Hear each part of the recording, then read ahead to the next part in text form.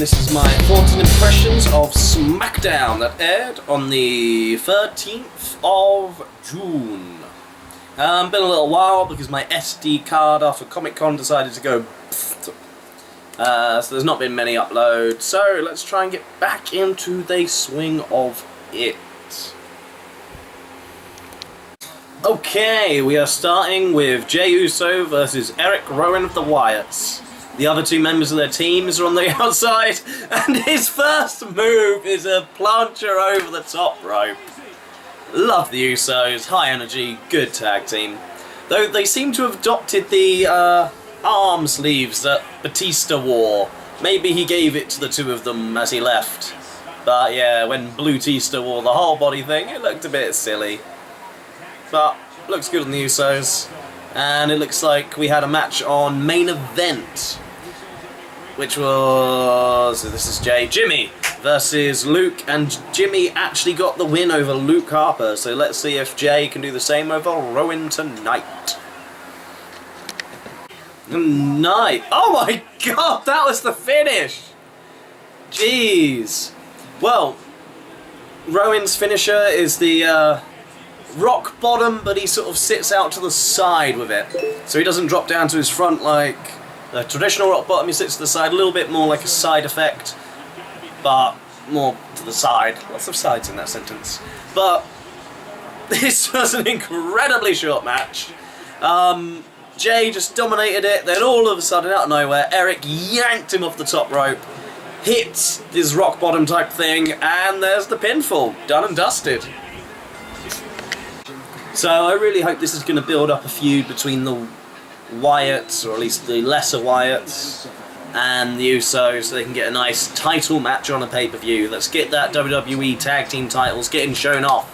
So we need to do, build up the title, make it big, make it exciting, and then it's time to bring in the Ascension, I believe, from NXT, because they're looking good. I think there'd be a new injection of fresh blood. Yeah, especially after the sad news that we lost one of my favourite tag teams at the moment, 3MB.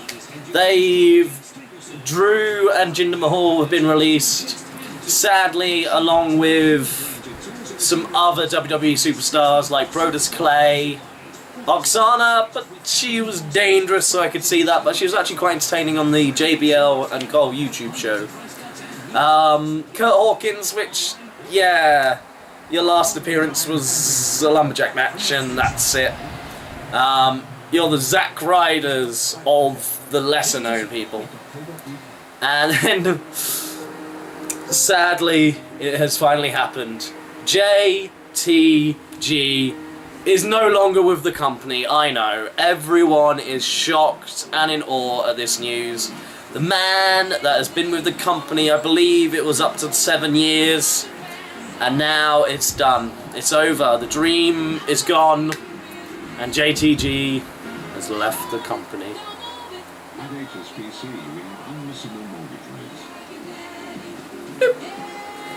Yeah, it is sad for these guys to go, especially shocked by Drew McIntyre, because he has so much potential.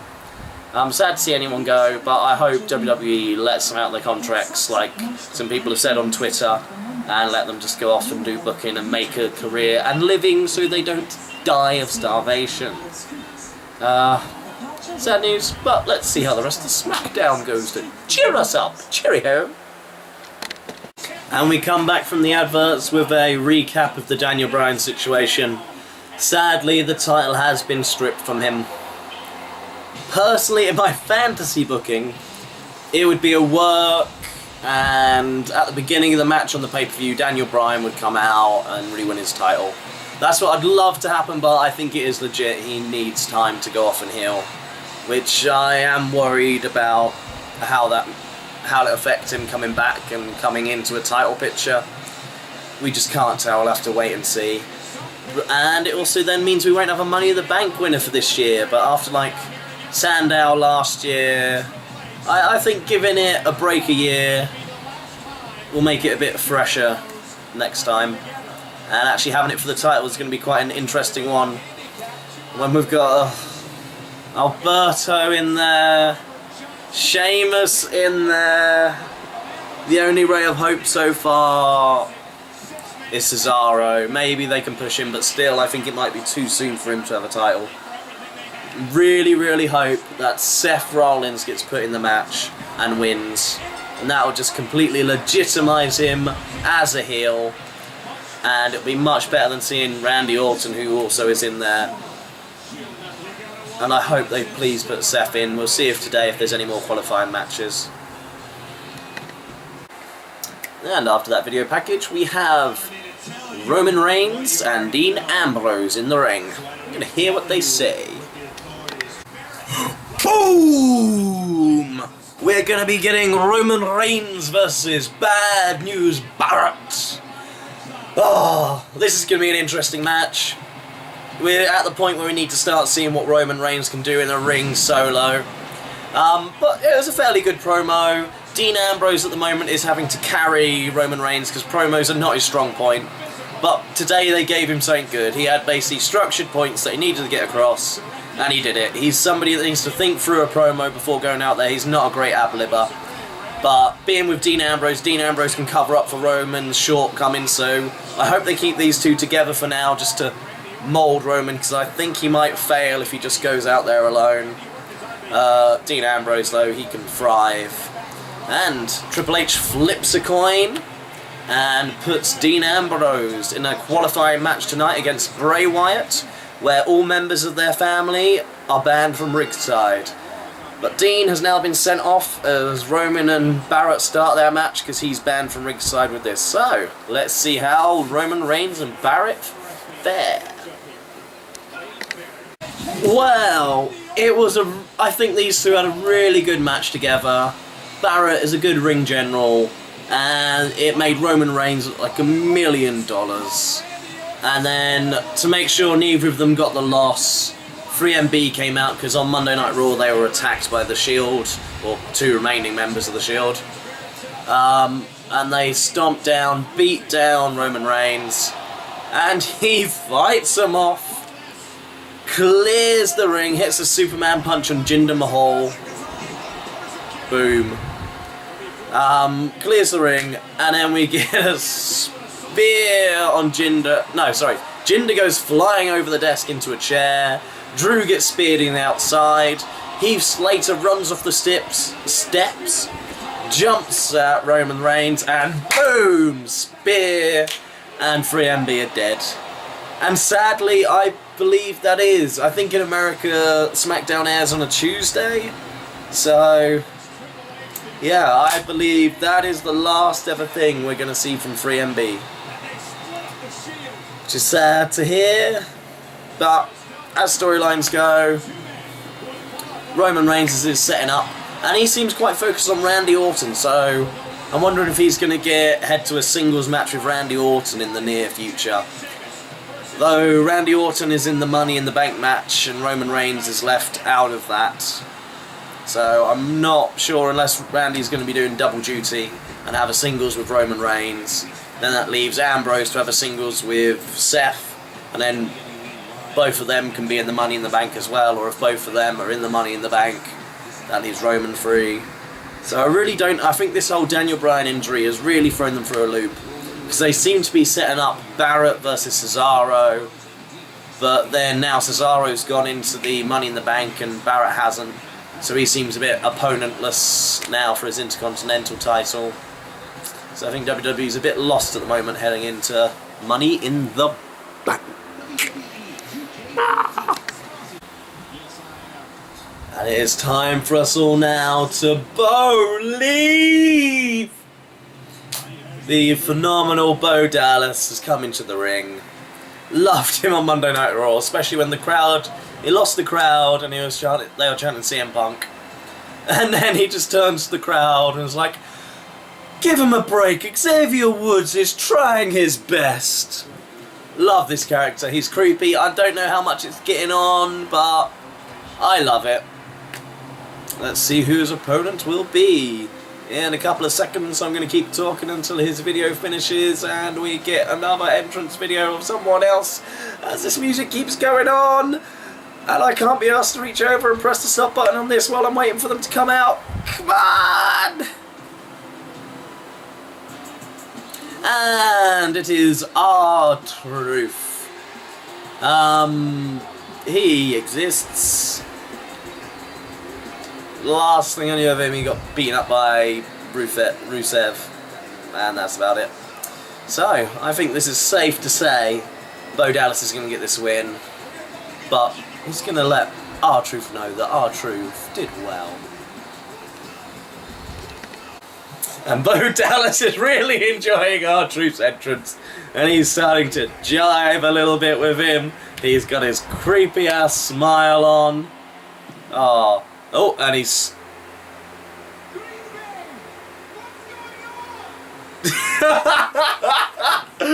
He steals the microphone off R-Truth, who's just done "What's up?"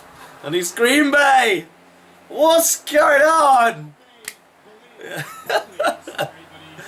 I love it. I hope the crowd come along to it.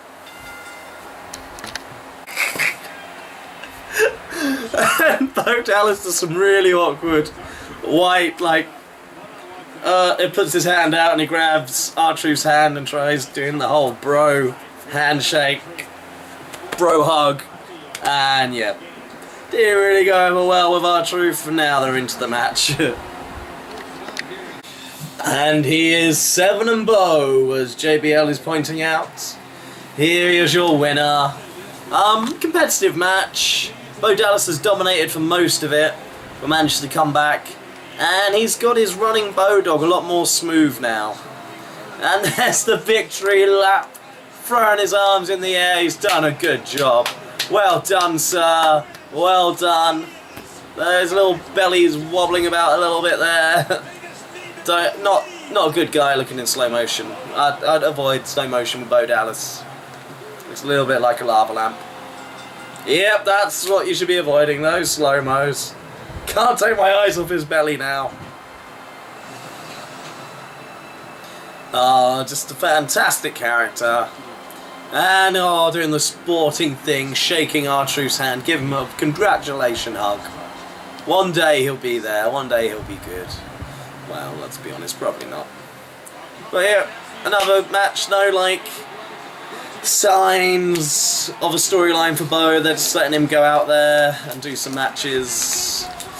Again, these guys aren't gonna, if you have no reason to care about them, you're not gonna care about the NXT people. There should be more packages on them, actually let them get some character in interviews, and actually give them a storyline to deal with. If there's no story, there's nothing for them to do. Yeah, that's my thoughts on Bo Dallas. Next we have Cesaro, the King of Swing, in the ring with his manager, Paul Heyman. Let's see what treat Paul Heyman has for us today. Yeah, where's that button? There we are. And we've got Paul Heyman translating for the international superstar Cesaro. Basically saying he's got his wrists taped up because he's here for a fight. Because a couple of weeks ago, Sheamus won against Cesaro with an inside cradle, which is actually at the Payback pay-per-view after Cesaro hit the big swing. Sheamus just reached up, grabbed him, curled him up. And since then, to justify it, Paul Heyman's been saying, "This was a fight! How dare you, in a fight, just do a technical roll-up for a win," which is a win, still. But, yeah, so they're playing the angle that, he's going to go against Sheamus and he's going to fight him. But I'm going to assume the tactic is to put him off by thinking it's a fight, and I can see Cesaro winning this with a technical move. Let's see how right or wrong I am in a couple of minutes. And I called it. It was a good storyline. After a really good back and forth brawly match, Cesaro wins with the cradle. So I'm a bit sad. I was looking forward to seeing Bad News Barrett versus Cesaro, but Sheamus and Cesaro do put on good matches together, so I'm fine with this feud, and then it leads them into the Money in the Bank match. So I can see these two taking each other out in that match. But till then, I think we're going to get some back and forth wins and losses. We'll see, and then eventually maybe Cesaro will take the US title off Sheamus. Either that or they'll just go their separate ways. But I think they should be doing something with Sheamus's title, the important title. He won in a Battle Royale and has defended once. So let's make that title a little bit more important so the next guy won't just have a belt to hold up his trousers or trunks. As always, good solid promo from Bray Wyatt. And it looks like he's moved on from Cena. He's gonna achieve everything he wants. And it sounds like he very much wants to be in that title match so he can have those titles, and that'll allow him to achieve everything he's ever wanted to achieve. Okay, we've got Fandango and Layla in the ring, and then it shows the view of what happened on Monday night, where Summer snuck up behind her and poured milk over her. Then she's got an interview going. I don't know if that means the same thing it means in our country. But she's like, well, I poured that milk over her because she started flaunting the fact that she's got my leftovers in my face. Like the catty little twat she is. Twat here, in this country, is another word for a vagina. I doubt WWE would let her say that if it meant the same thing in America. Let me know if it does or doesn't. But then Layla got revenge on Main Event, where she hit her in the head with a massive box of kitty litter. Poured it on her, then poured some milk on her. But now, it looks like it's actually going to be a Fandango match against Adam Rose, who's got some crazy glasses on. I really like this gimmick. Only seems that English people do for some reason. It's fun. American people, lighten up, have some fun in your life. Okay, a short match, but these two actually work together. They're two in-ring styles, are sort of flamboyant and work, the characters work. I want these two to have a rivalry together. Fandango and Adam Rose will do really good. The Swagger and Rose feud sort of fell apart. And as Adam Rose parties off, he hit the party foul, got the win. After he parties off with the rest of the Rosebuds, he leaves the gobbledygooker's anorexic little child behind. They just stand there staring with its chicken head. Climbs in the ring, pulls it off, and it is Summer Rae. And she's proper going at Layla, and she's got her legs locked. Fandango's trying to pull them apart, but Summer is attached. Oh my god, proper screaming. These two are going to rip each other's hair out. Oh, and a foot to the face as they get pulled off. Damn, this feud is going to get a bit brutal. But again, it's sort of a weird one, because neither of them are faces. They're both sort of portrayed as heels. Summer Rae is the big heel of Total Divas, and even on, like, the Divas YouTube show, she came across as a heel. It's ridiculous. So I don't know who the crowd are meant to cheer for. But I suppose it's a Diva storyline. Best they've had in years, unfortunately. Well, speaking of Adam Rose's last dancing partner, we have Jack Swagger and Zeb Coulter in the ring, and they're facing off against Big E. Unless you're going to throw these guys in a rivalry, this is just an absolute throwaway match with no connotations to it whatsoever. Which, like, with the amount of guys you've got, just spend time on some stories. Throwing together matches is okay, but it's much better if you can have a bit of depth to it, more reason to get involved in the match. If it's just two guys fighting with no reason, resolution, or consequence, it's a meaningless match. Eesh, please WWE, sort this out. You've got 2 hours to get your storylines across. You can't have that little storylines that you can't fit it in. And I take it back, because it does have a point. Because the ravishing Russian Lana has come out. And she was talking about how Rufus is going to crush everyone and dominate the world. The usual shtick. And oh, Swagger hits Big E with a brutal big boot. And Zeb Coulter is coming up to the ravishing Russian. Oh, I think he's going to get himself a little bit of action here.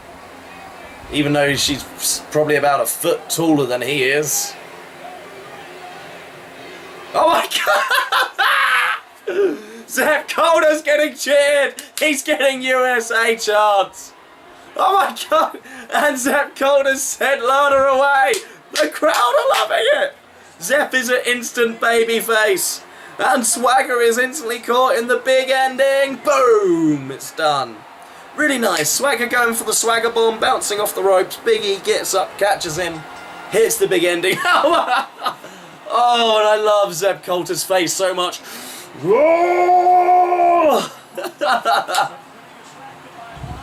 So, I really do not know where this is going. That was a rather random appearance from Lana. No Rusev. And it looked more like Zeb was dealing with her than the face Big E. So, this is a very confusing situation. We'll have to see where it goes.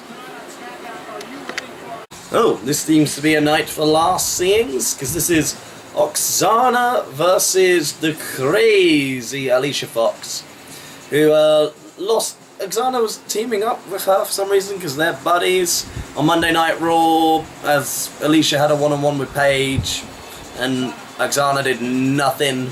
And after the match, Alicia sort of went a bit mental on her, as she does now.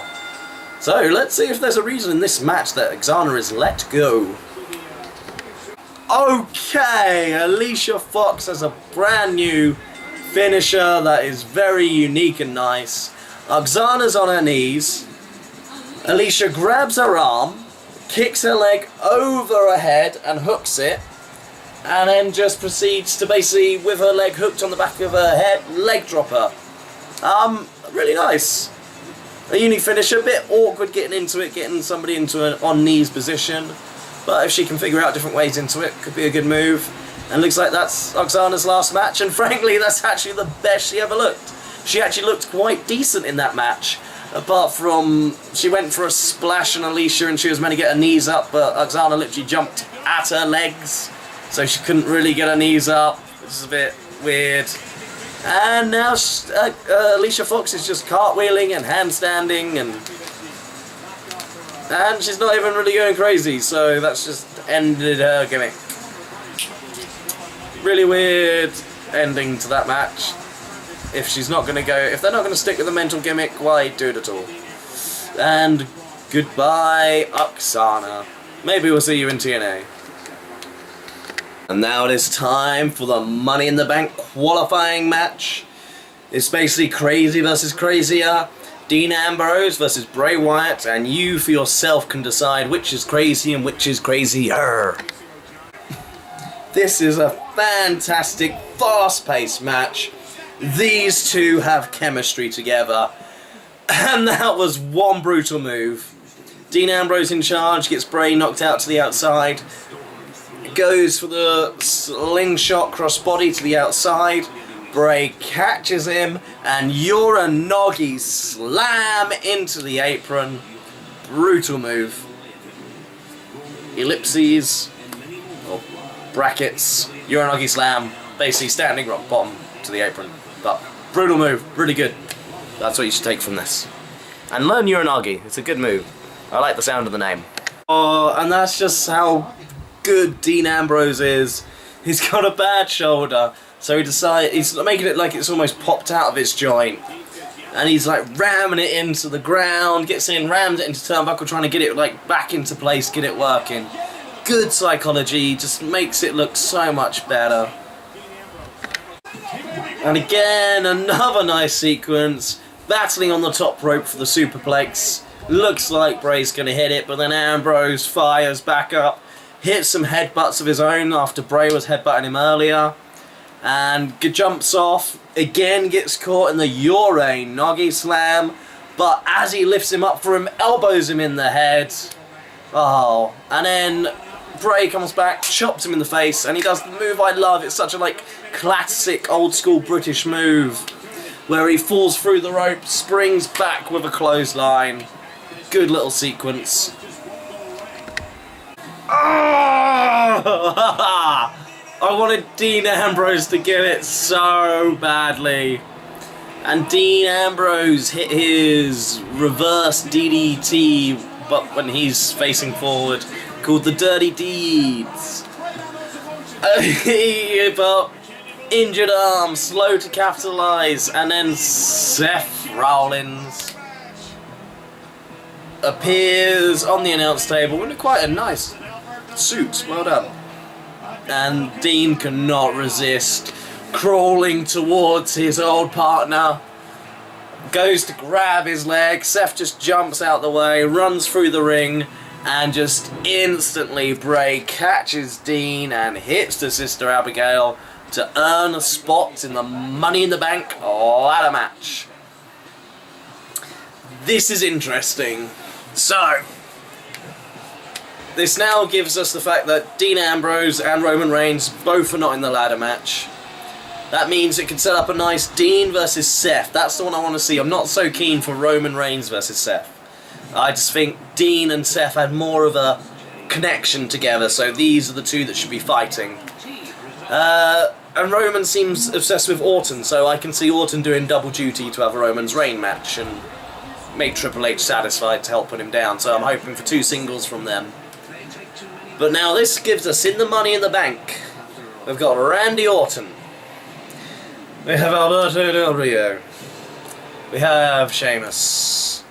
But we have Cesaro and Bray Wyatt. I assume there's going to be one more qualifying match on Monday, and it's probably going to involve a John Cena. So I don't know how that's going to go. So, Sheamus, Orton, Cesaro, Bray, Del Rio. Basically 4 heels and 1 face. So I've got to see a Cena coming through into this to even up. There they are. Those are our 2 faces. These are our 4 heels. Still a bit wonky. Cesaro is kind of a tweener, and Bray's a heel that people like, and Alberto barely exists in the world. No one likes him apart from my friend Dave. But yeah, so this makes things a lot more interesting. We'll have to see Monday Night Raw to see who is the final entrant into the Money in the Bank and see what on earth is going on. Then I can make some wild predictions that'll probably be wrong. Yeah.